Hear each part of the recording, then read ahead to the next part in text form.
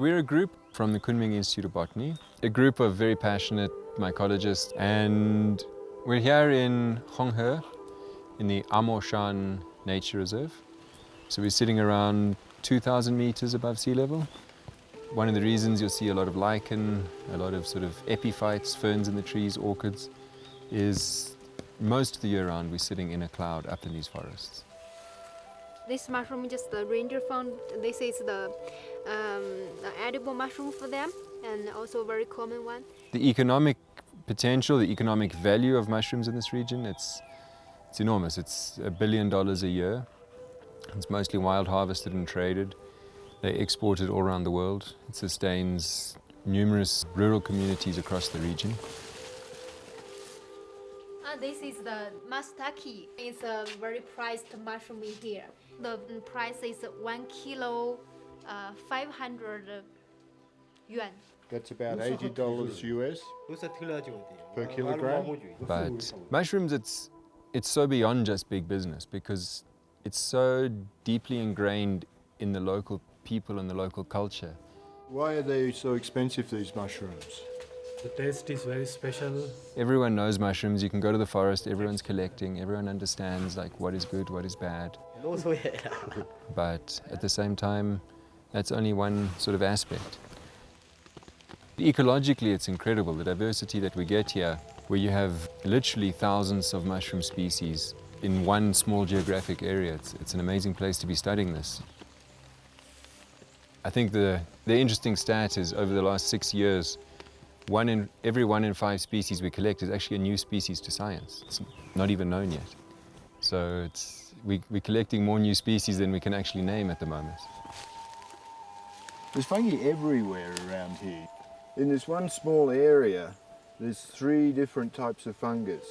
Ananosebe, there's cup fungus, and there's puffballs over there. And Sam, have you seen this one before? I have seen this before. And these puffballs? No. And the cup fungus? No. So 2 of these are species that Sam hasn't seen before. It doesn't mean they're new to science, but they're unusual, and he's seen thousands of different sorts of mushrooms. Sam, what are these? Amanita species. Is this species edible? No, this is not edible. And we have to be very careful about amanitas. It's a dangerous genus. Yeah, the death cap is an amanita, destroying angel is an amanita. All of the most poisonous mushrooms in the world seem to be amanita. My role here is to document all the mushrooms we find in this forest, and ultimately we taxonomically identify them, and then we will know which mushrooms are edible and which mushrooms are poisonous. In this way we can let the locals know about the mushrooms in this region. Oh, what have you got here? Another stinkhorn. Yeah, stinkhorn. The first thing in documentation is taking good photographs in the forest. So we have the best fungi photographer in the world here, Steve Axford. So he takes very nice photographs of these mushrooms we find here. And then we do all the taxonomic documentation, and later on we do the microscopic studies, we do DNA. So all together we can come up with a nice identification of these mushrooms.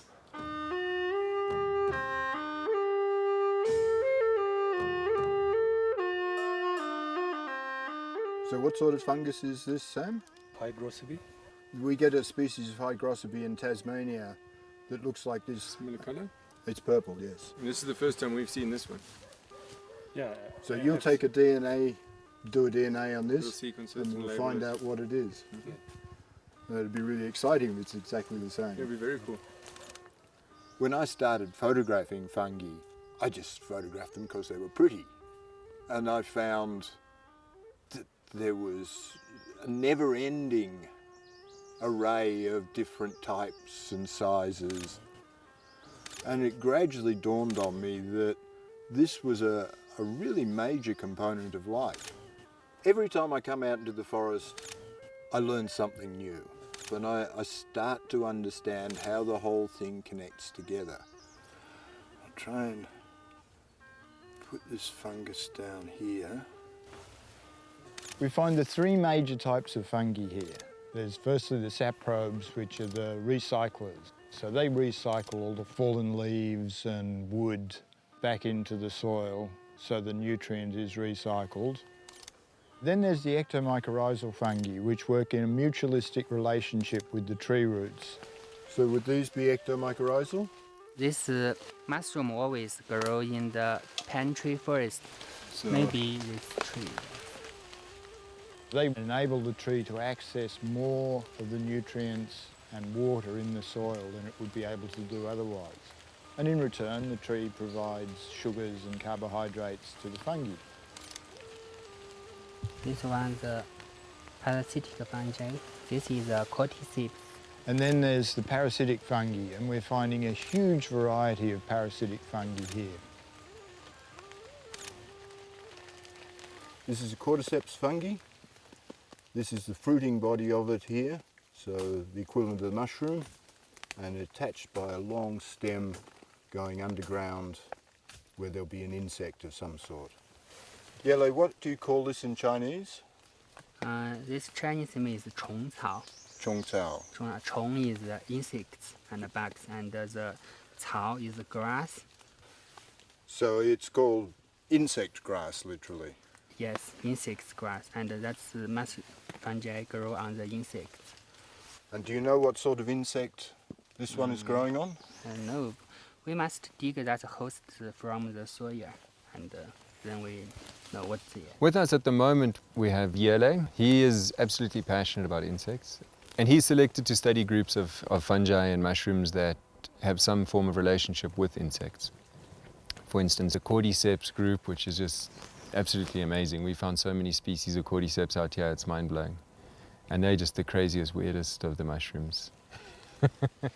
This host is one moth or butterfly's larvae. So this is a caterpillar Cordyceps. You can see the stem going down here and attaching to what was a caterpillar. The Cordyceps fungus has killed it, and now the fruiting bodies have come up. Check out these cool guys. Look what happens to a cicada. How cool is that? Wow. This is Cordyceps fungi on a cicada.